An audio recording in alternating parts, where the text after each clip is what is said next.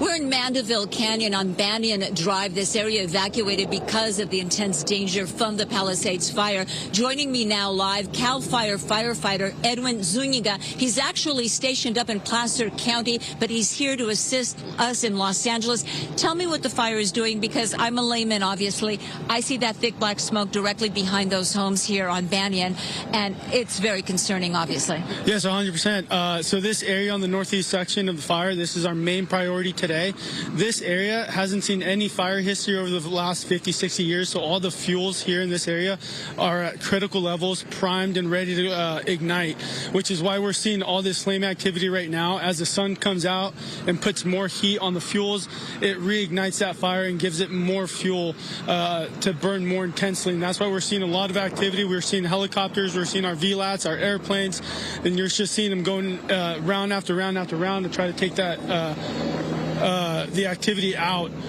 So all these homes are currently threatened right now. On my way up, we saw 10 engines, code 3 lights and sirens hauling up here to make sure that they can defend all the homes and ensure that we don't burn any more structures down. But right now, this is our main concern. We knew this was going to be a threat going into today's operational period. So this is where we're throwing all our resources, and this is where we're going to focus our fight in today. And the challenge from the Palisades Fire, I was in the San Fernando Valley earlier this morning, and last night that fire just lit up the ridge. And I know you guys threw everything you had at Los Angeles City Fire and all the assisting agencies. I think you had about 10 choppers and planes dropping water, because that is a very densely packed neighborhood. Yes, and then one of the other things that we have to our advantage in our arsenal now is that we have night vision capabilities with our helicopters. So now we're able to drop water on the fire 24/7, nonstop. So we're grateful for the new helicopters that we have and the new training that our pilots are going through to ensure they're qualified to fly at night. So that helps us out a lot to be able to continue that fight and be aggressive around the clock.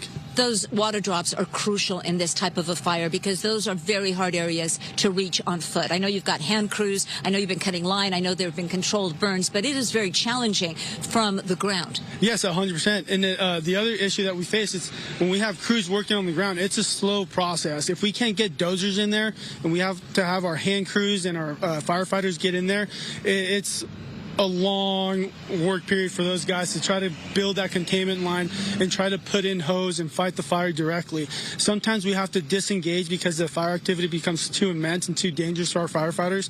At that point, we were working with our aerial helicopters to help us out, to kind of lower the intensity to allow us to re-engage again. And you said VLAT for viewers at home. VLAT, very large air tanker. Yes, very big airplane. Big airplane. Very big airplane. Yeah. So those are another crucial part of our arsenal that we have, and we're grateful that we have those here, and especially with the super tankers that we got from Canada. We're grateful to have those here as well. Let's talk about the super scoopers. We love the super scoopers in Los Angeles. They come and they seem to save us every single year.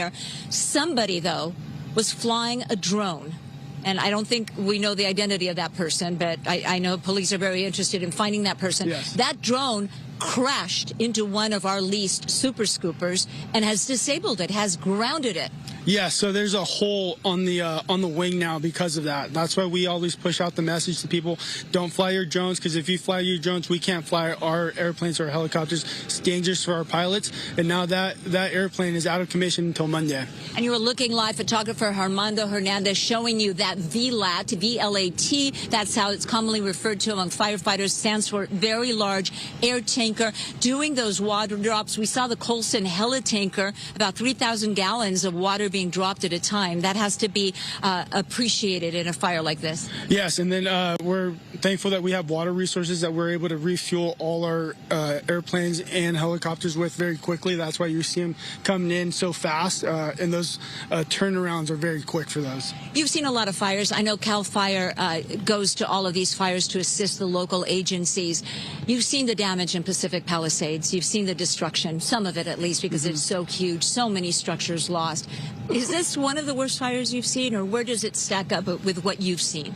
I'd say it's up in the top 5 for sure. Obviously, I've seen communities wiped out completely, and it's very sad to see that. I take it personally. Every time I go anywhere in the state, I like to think I'm part of the community while I'm there because I want to help the people as much as I can. Not just me, but I know every firefighter here wants to help everyone. To see that kind of destruction, it takes a hit on us, right? So it's unfortunate, but it's part of what happens in a fire, and we're trying our hardest to try to prevent any more destruction right now. And Edwin, I don't know if you've got the latest reports on the weather. I know tonight, I believe we go into some kind of critical fire weather watch, and we're waiting for more winds. How concerning is that to CAL FIRE? Yeah, so it's we're expecting more winds and more intensity starting at 6 p.m. tonight until 6 p.m. tomorrow. So the next 24 hours starting tonight, it's going to be a crucial part for our firefighters to be engaged to try to keep this at bay as much as possible. And I talk about this all the time, but I'd like to hear it from you.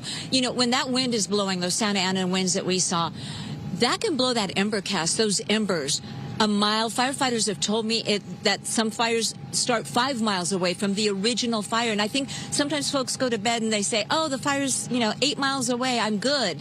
But the truth is, if it's a windy situation, you really need to keep monitoring it. Yeah, so if you're under evacuation warnings, it's very important to keep an eye on your phone, because if those evacuation orders come down, they come down within seconds. And we've seen in the past, we've seen larger fires where, it's just like you said, fire embers go 5 miles away and start the fire again, and we're off to the races once more. It's a very dangerous situation that we're in right now, and we know that. So anytime we talk to the community, we always tell them just keep your eye on your phone, pay attention to all the social media links that we have, LA County, LA City, the CAL FIRE links.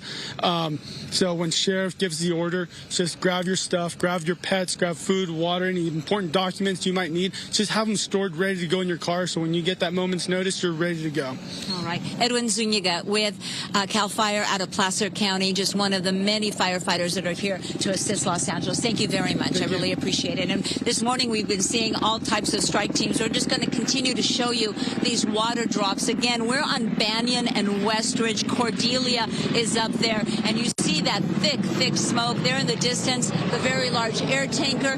There's CAL FIRE right now. Talk to me about that chopper we're seeing right now, Edwin.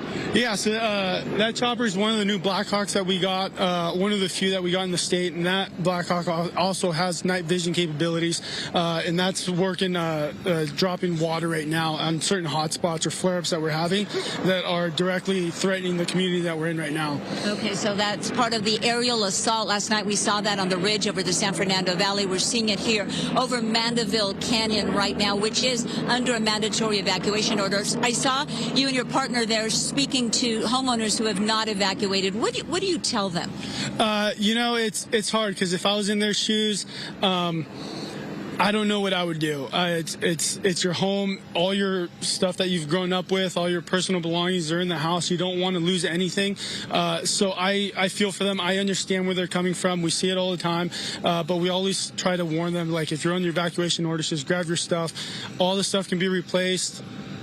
But at the same time, we just understand. We get it. We understand the pain and the stress that they're going through. It's a hard decision to make to leave your home and not try to fight and protect it. So as long as they're safe, and if they know when to evacuate, as long as they get out safely, that's all we care about. We don't want anyone to pass away on this fire. That's our main priority, is life, property, and the environment, in that order. Edwin Zuniga, thank you, firefighter from CAL FIRE from Placer County. Thank you very much. And you brought up something very important. I don't know if we've already covered this on Fox 11 this morning, but this was breaking news that sadly possible human remains have been found at 2 other locations, Altadena and Topanga.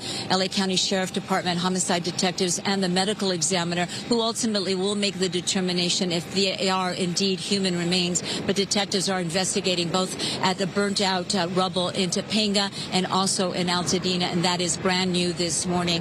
And officials tell me we could see the death toll on these fires, on all the different fires, go up. Reporting live in Mandeville Canyon, I'm Gigi Graciette. We'll send it back to you. Yeah, to your point, they are sending out search teams now to look for some of the missing. 13 people at last count still missing as family members are searching for some of their loved ones.